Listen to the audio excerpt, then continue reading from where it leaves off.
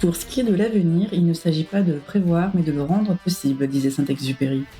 Avec mon podcast Connecting Leaders, je pars à la rencontre de leaders RH qui impactent le monde du travail à leur façon, grâce à leur audace ou par leur business.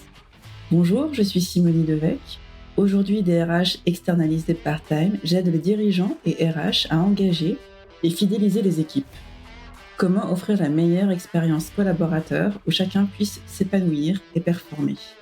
Vous pouvez soutenir le podcast en mettant 5 étoiles et en laissant un commentaire sur Spotify, Apple Podcasts et toutes les autres plateformes d'écoute. Belle écoute!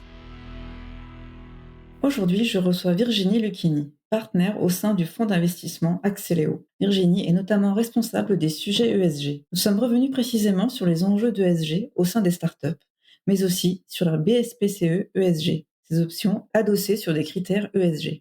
Merci Virginie pour ce partage. Et belle écoute! Hello Virginie, Bonjour Simonie. ravie de t'accueillir sur mon podcast Connecting Leaders. Alors tout d'abord Virginie, j'aimerais que si tu veux bien te présenter sous l'angle que tu souhaites. Alors pour me présenter, rapidement, donc je m'appelle Virginie Lucchini, j'ai 37 ans, j'ai un petit garçon qui va bientôt avoir 2 ans. J'habite depuis 2 ans en Savoie et je suis une passionnée de sport, mais je crois que c'est pas de ça dont on va parler aujourd'hui. Ouais. Donc tu travailles chez Axeléo. Oui, c'est ça, je travaille chez Axéléo Capital. Axéléo Capital, en quelques mots, c'est un fonds de capital risque, donc on investit au capital de start-up essentiellement dans la tech, en tant que premier investisseur professionnel dans le cadre des levées de fonds de ces start-up. Vos entreprises dans le portfolio sont plutôt early stage? C'est ça, exactement. En moyenne, nos participations, lorsqu'on investit, ont moins de 15 salariés à bord et élèvent entre 1 000 000 à 3 millions d'euros sur leur première levée de fonds. Et toi, quelle est ta fonction? Qu'est-ce que tu fais en fait? Alors, chez Axelo Capital, je fais énormément de choses différentes. Je suis une des associées de la société de gestion et je m'occupe en fait de toutes les fonctions support de la société. Je gère notamment toute la partie financière des fonds qui investissent directement au capital de nos startups. Je suis également en fait en charge de tout le suivi de la réglementation financière que doit respecter l'entreprise. Et j'anime également toute la démarche ESG d'Axéléo Capital au sein de la société Axéléo Capital et au sein du portefeuille de 40 à 50 participations actives à date en portefeuille. D'accord, vaste scope, on va Vaste dire. scope. Ouais. Donc nous, on va parler surtout d'ESG. Est-ce que tu peux nous définir, si tu devais définir ça, je sais pas, à ta grand-mère? Alors l'ESG, en fait, c'est un acronyme qui signifie environnement, social, gouvernance. En général, on parle souvent plutôt de RSE dans Ouais. la plupart des entreprises non financières. Et on va dire dans le giron plutôt financier, on parle plutôt des engagements ESG. Donc ça couvre en fait tous les enjeux extra-financiers d'une entreprise, en fait, tout simplement. Tu as des exemples? Par exemple, dans les grands enjeux, on va avoir le calcul de l'impact environnemental d'une société. Donc, typiquement, son bilan carbone, ça rentre dans le scope de l'ESG. On va avoir tous les aspects liés au social, donc la mixité, la parité au sein des effectifs, l'inclusion en fait de personnes en situation typiquement de handicap. Tout cela, tous ces engagements-là rentrent dans le scope de l'ESG. On va avoir aussi sur le volet de la gouvernance tout ce qui touche en fait au conseil d'administration, au comité de direction des entreprises, savoir si on a bien une parité, une diversité au sein de ces instances. C'est tout cela que recoupe en fait, l'ESG, donc c'est des sujets extrêmement, divers qui sont regroupés sous cet, acronyme de 3 lettres. Donc c'est pour ça que moi je préfère dire qu'en gros, c'est tout ce qui n'est pas financier, mais qui va impacter directement en fait, la performance et les engagements d'une entreprise. Quelles sont les obligations aujourd'hui pour, peut-être des boîtes early stage justement de votre portfolio en termes d'ESG? Alors en fait, les obligations en matière ESG sont de plus en plus nombreuses et touchent de plus en plus de sociétés. C'est-à-dire qu'en gros, il y a encore 2 3 ans, les obligations ESG touchaient, grosso modo toutes les grandes entreprises, du CAC 40, les entreprises cotées qui avaient plus de 1 000 salariés. Aujourd'hui, tous les seuils sont abaissés.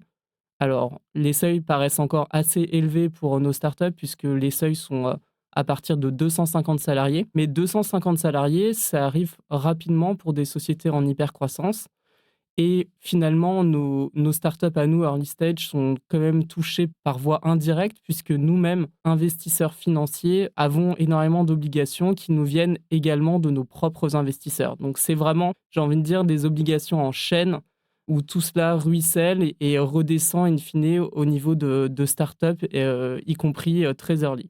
Dans ce podcast, on parle pas mal de RH justement. Est-ce que tu as des exemples, qui te viennent en tête sur des obligations RH, par exemple? Alors sur des obligations, RH, tu vas avoir, essentiellement des obligations en termes de parité. Enfin D'accord. moi, c'est essentiellement à ça que je pense. Mmh. Les obligations sont chiffrées pour, les comités de direction, notamment en termes de parité homme-femme, au-delà de ces seuils, donc de 250 salariés. C'est pas encore le cas pour des startups early stage, mais nous, ce qu'on préconise, c'est que c'est pas quand tu as 249 salariés qu'il faut commencer à te préoccuper de est-ce que je vais respecter tout ça? Et on a énormément en fait, de sujets au niveau, RH, dans les entreprises de la tech qui sont extrêmement peu féminisés. Donc ça, c'est vraiment un très grand enjeu, de la tech, ces prochaines années, de réussir à attirer des talents féminins. Et on a aussi, alors ce ne sont pas des obligations, mais on a aussi des sujets de partage de valeurs entre salariés, dirigeants et investisseurs qui sont, vraiment au cœur des discussions, d'une startup quand elle se développe pour également attirer les meilleurs talents à ses côtés et rendre attractive en fait, un emploi dans une startup aujourd'hui. Et donc vous avez créé l'ESG, ESOP.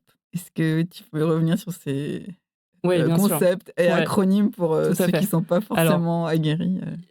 ESOP en fait, c'est, Employee, Share Option, Plan. C'est tout simplement en français ce qu'on appelle des stock options ou les BSPCE. Alors c'est en fait, ni plus ni moins qu'une enveloppe en fait, d'actions qui est, mise à disposition des salariés, d'une start-up. Donc quand une entreprise lève des fonds, en général, elle, alloue une poche en fait qu'on appelle de 5 à 10 de son capital qui va être destinée à permettre à des salariés clés de devenir, s'ils restent un certain laps de temps dans l'entreprise, actionnaires de leur propre société et d'acheter en fait, ces actions au prix, de la date à laquelle on les attribue et non, en fait, au prix à laquelle ils vont les exercer. Donc tu as souvent un laps de temps de 3 4 ans, période pendant laquelle, en fait, la valorisation de l'entreprise est censée, croître de manière, assez importante et permettre, en fait, un gain, financier pour, ces salariés qui ont contribué, en fait, à créer de la valeur pendant, les 3 4 5 années qu'ils ont passées dans cette entreprise. Donc moi j'insiste sur le fait que c'est un droit et non pas, un droit d'acheter. Je sais que ça peut être voilà, ouais. C'est une Ouais, option ouais. d'achat. On te donne, concrètement la possibilité, C'est si ça. tu le souhaites, Ouais. d'acheter des actions de ton entreprise à un prix, en fait, fixé d'avance à une date T. Par contre, la contrepartie, c'est que tu pourras les acheter que dans 2 3 4 ans selon, en fait, les, conditions, juridiques, du plan de BSPCE auquel tu es assujetti. Puisque derrière, bien sûr, pour, les dirigeants d'une entreprise, ils acceptent et les investisseurs, ils acceptent en fait de se diluer, donc de perdre une partie de la détention de leur entreprise. Mais, évidemment, ils veulent le faire qu'auprès de salariés qui vont être fidèles à l'entreprise et qui vont, s'investir à fond pour faire en sorte que, la performance de cette entreprise, augmente. Et donc, pourquoi BSPCE ESG? Nous, on a simplement, voulu en fait, ce qui est le cas dans beaucoup de dispositifs aujourd'hui de partage de la valeur qui existent, sur le marché du travail, notamment je pense aux accords d'intéressement. On s'est dit: «Tiens, c'est étonnant en fait, on parle que de performance financière et finalement on parle pas de performance extra-financière, de cette performance ESG». On s'est dit: «Comment est-ce qu'on peut, au-delà d'un dispositif individuel qui pourrait être une prime, Mmh. que chacun pourrait toucher au sein de sa start-up avec des objectifs individuels». Nous, on s'est dit: «Comment est-ce qu'on pourrait mettre en place un dispositif, collectif pour inciter, les salariés clés d'une entreprise à, contribuer à la création de valeur extra-financière de leur entreprise?» Et donc on s'est dit naturellement, en fait, l'outil qui est le plus utilisé en start-up, c'est les BSPCE, c'est les ESOP. Donc on va proposer, en fait, à, nos sociétés en portefeuille, les futures sociétés dans lesquelles on va investir, d'indexer une partie, en fait, de ces BSPCE à l'atteinte, en fait, d'une feuille de route de, critères très, matériels, très concrets, ESG, et de caler une sorte de feuille de route, en fait, entre les dirigeants, les investisseurs, les salariés clés de cette entreprise pour que, en gros, ce soit assez clair, en fait, qu'est-ce qu'on attend, en fait, aujourd'hui d'une startup early stage? Qu'est-ce qu'elle doit mettre en place de manière très, très concrète pour, en fait, faire croître sa performance ESG? Donc voilà, c'est un peu comme ça qu'est né ce projet. Vous êtes les seuls à le faire? Ça commence à se développer. On est parmi les premiers. Pour l'instant, en fait, ce sont des dispositifs assez à la marge et qui sont souvent mis en place plutôt, dans ce qu'on appelle les entreprises à impact. Nous, ce qu'on veut, c'est, pouvoir les mettre en place dans n'importe quelle startup. C'est-à-dire que c'est pas parce que, tu es une entreprise SaaS de software que, tu n'as pas à mettre en place des choses en termes ESG. C'est pas pour ça que tu ne dois pas avoir, comment dire?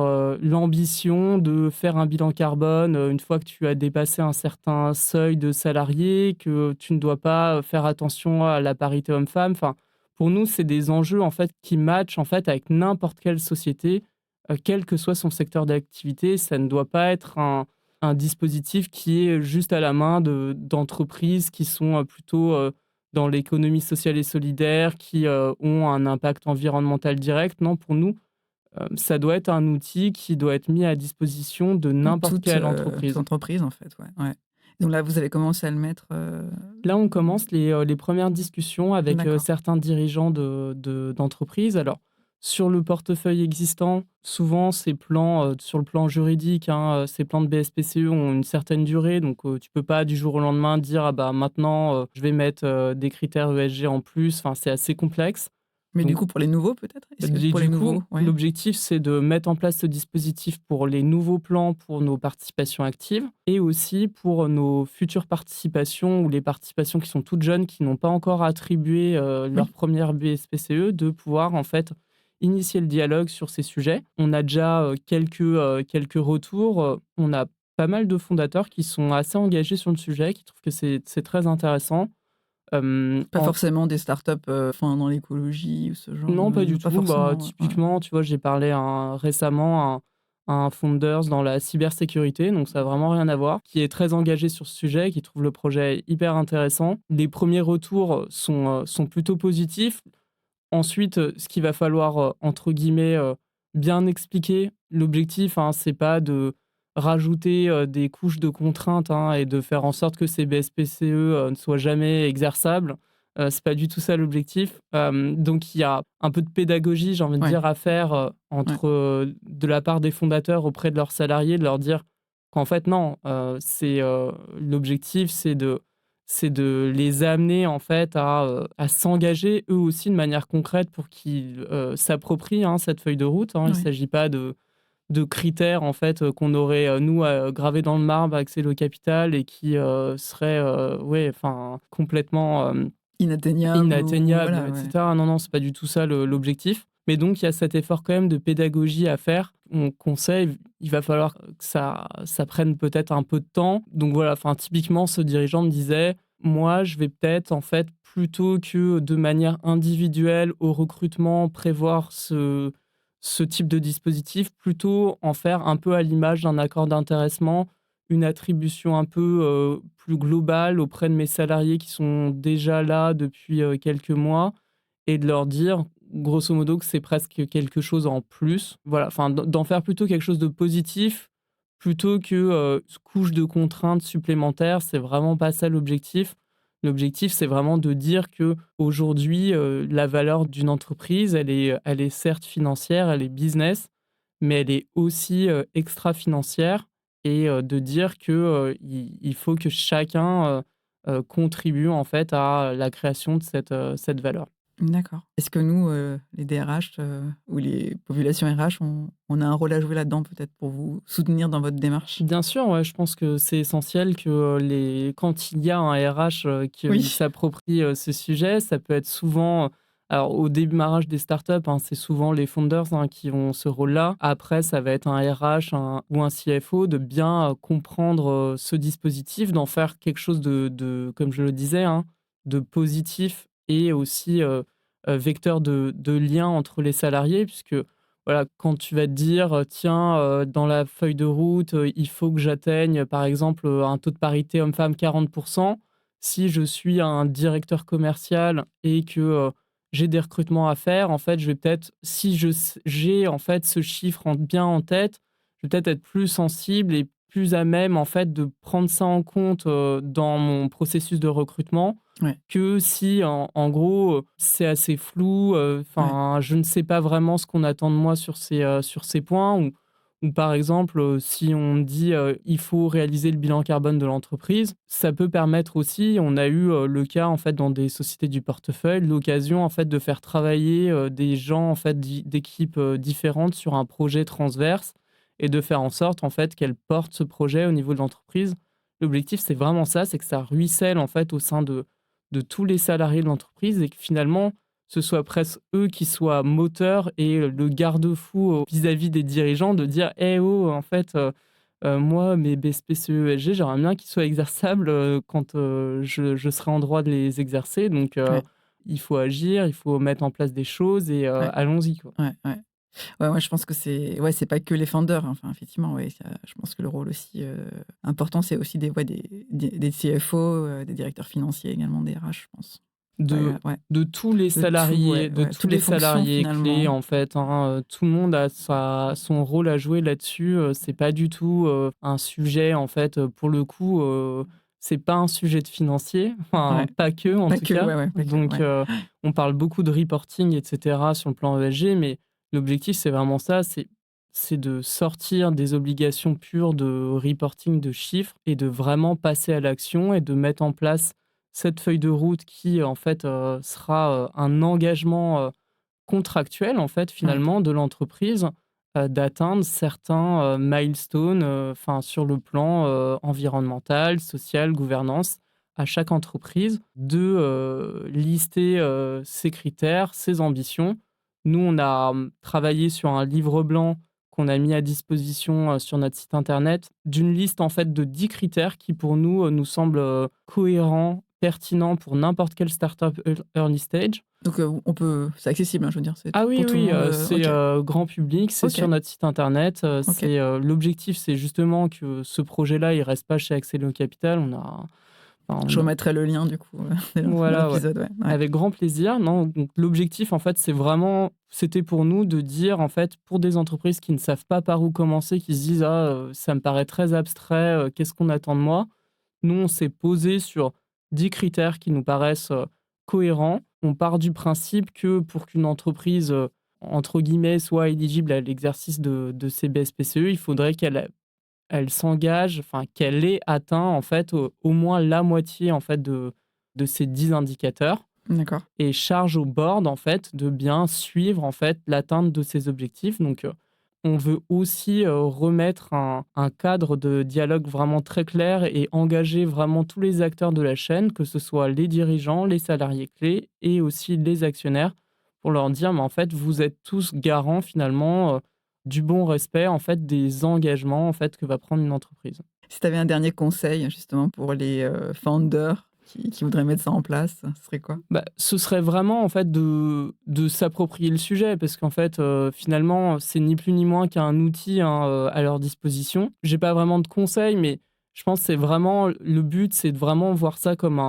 quelque chose en plus et pas une contrainte supplémentaire. Ouais, Ça me paraît essentiel. On est quand même, dans une ère entre guillemets «nouvelle» avec une nouvelle génération. Enfin, moi j'ai 37 ans et des salariés de même chez Axelio Capital qui ont 25 ans, raisonnent pas du tout de la même façon que moi ouais, je pouvais le faire, lorsque j'ai démarré dans la vie active.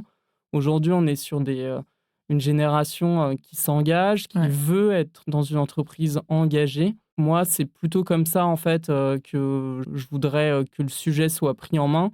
Plutôt de se dire que c'est quelque chose de positif qui va servir ta marque employeur et qui va te permettre, en fait, aussi d'être dans cette logique vraiment qui, pour moi, est essentielle de transparence entre toute la chaîne d'acteurs, toutes les parties prenantes, d'une startup.